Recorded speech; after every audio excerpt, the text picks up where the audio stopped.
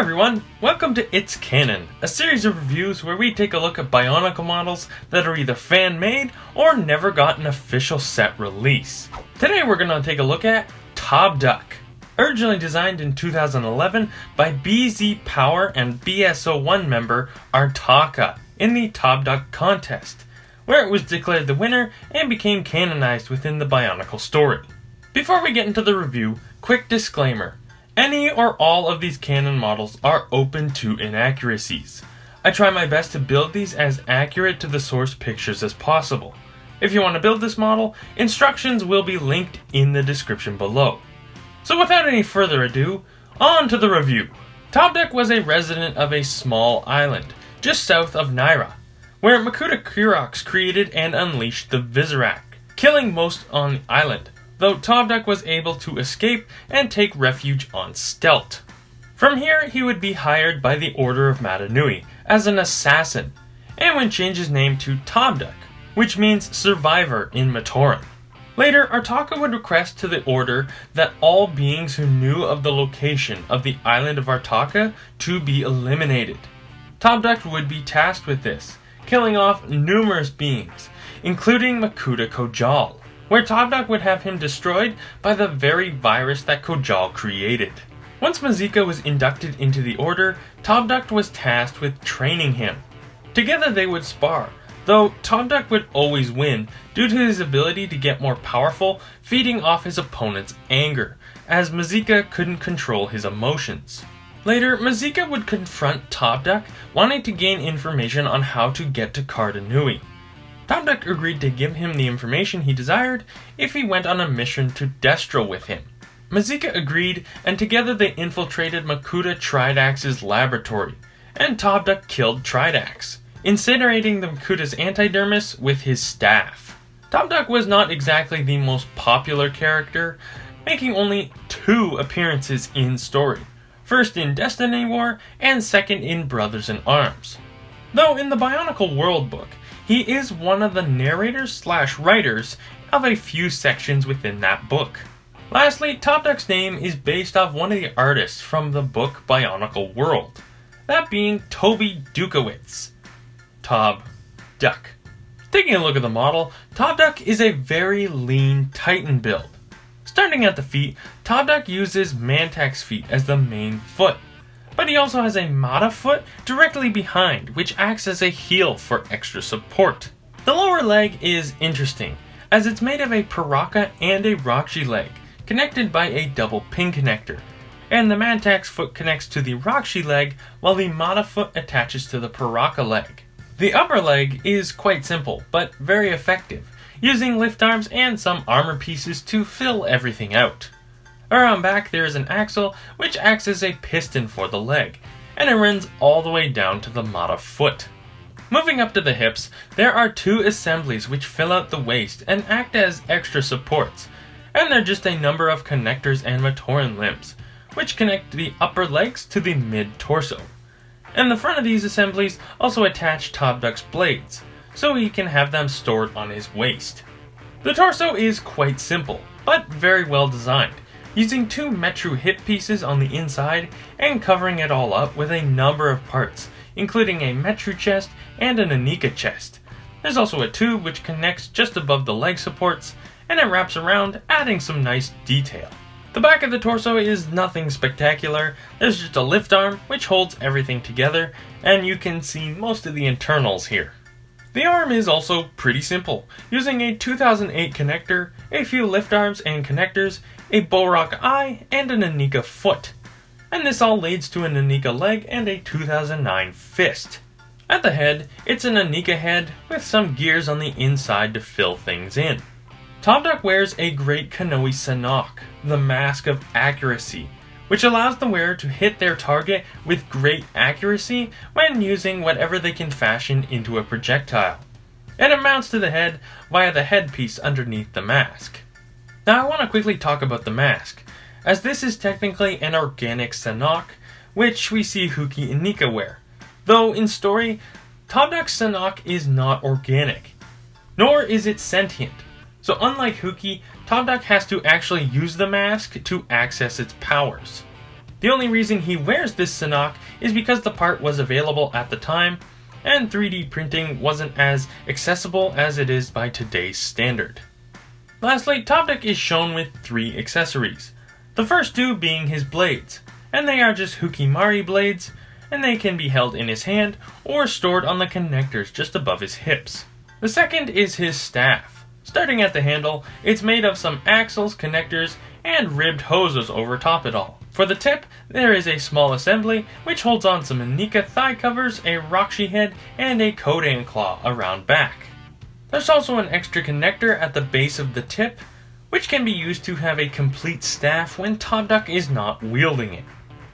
Alright, articulation wise for Tobduk, I've gone ahead and removed his staff so I don't have to fight with it. Alright, so starting at the feet, you have a ball joint right here. Let me adjust the focus just a little. There we go. And then so you get a standard ball joint, so you can go forward that much, down that much, because the Monofoot is back all the way. I'll talk about that in a minute. You get that much tilt both ways, and you can get a full rotation. The knee is able to straighten out that much, and then you can bend the knee. Hold on. This piston is a little annoying sometimes, but it does work. And then you can bend the knee 90 degrees.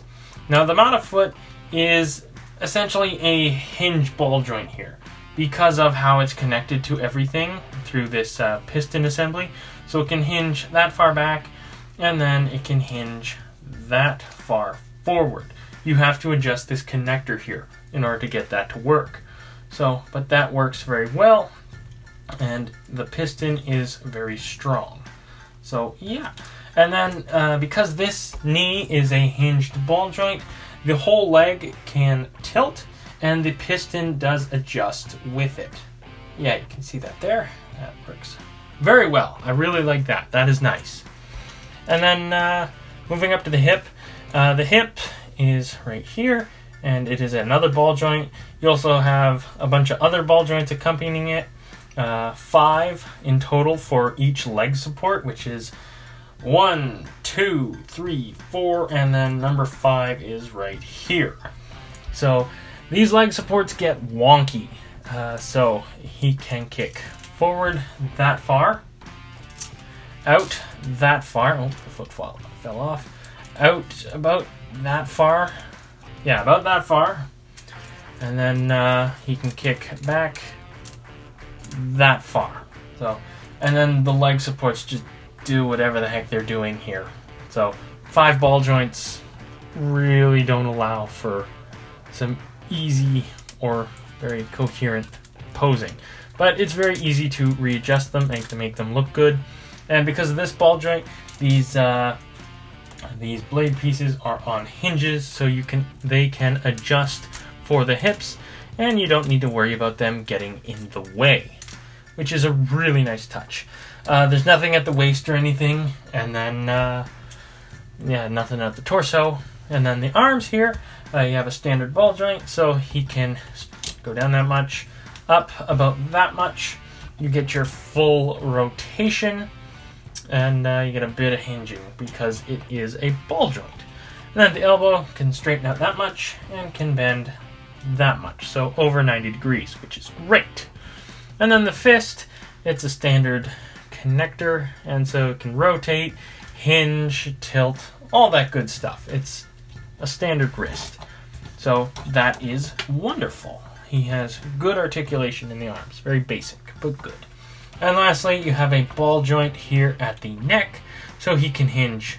The neck can hinge down that far, go back that far, and then you get your full rotation.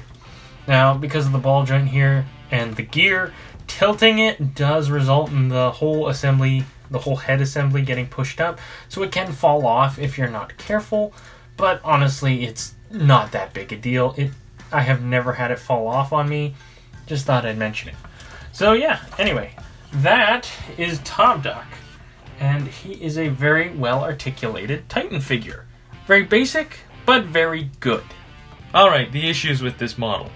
First off, Tobduk does have brittle joints, specifically the connectors at the shoulders, the fists, and the leg supports. which were released in or after 2008. Now this problem becomes more evident in the shoulders as the sockets can have little to no friction, which means the right arm may not be able to hold up the staff, which is actually not that heavy. Thankfully though, these are the only joints that are brittle, so the rest of the figure you shouldn't have to worry about. Second issue is the axle that acts as a pseudo piston. The connectors that hold it on don't have the same amount of friction, as the top connector usually gives out first, resulting in the axle being pushed up into the leg, popping off parts on the front. And when pulling down, the small assembly that holds on the axles usually gets ripped off the pin due to friction and leverage. Next, because of the Mata foot directly behind the Mantax foot, over time it will slowly push the Mantax foot off the axle, which could result in Tobduk falling to the ground. In all honesty though, these issues aren't that bad, as they can be worked around or modded with very little effort to easily fix everything. Now if you want to build this model for yourself from scratch, some of the more noteworthy pieces that may be harder to find or more expensive are the pearl dark grey Inika thigh covers. These parts have become rather hard to find thanks to recent Canon models. Thankfully though, they usually aren't too expensive.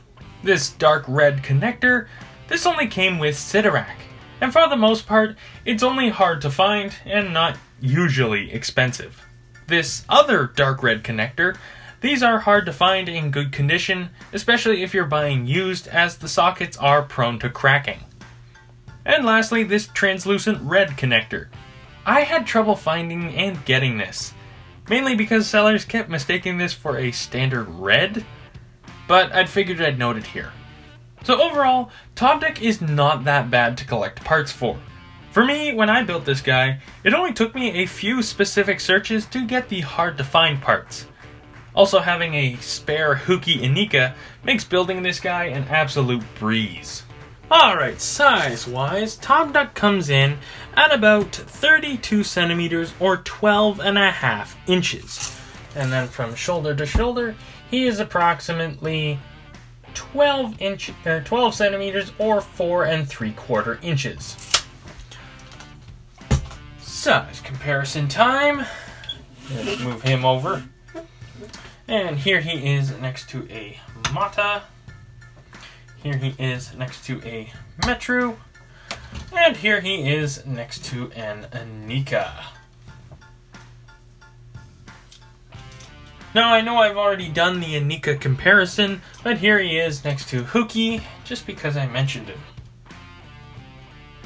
And for some in-story comparisons, here he is next to Mazika and Vezon.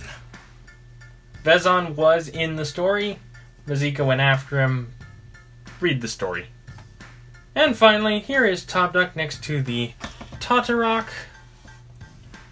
And my previous It's Canon video, Krakua. So yeah, he is a good-sized Titan. Overall, Tobduk is a really well-rounded model. Even with the minor issues, he's still very well designed, got good support, and is pretty easy to collect parts for. And is just overall fun. He's also not a big Titan build, so he doesn't take up a lot of space on a shelf. I highly recommend you build this guy. He's just that good. So there's Tobduk.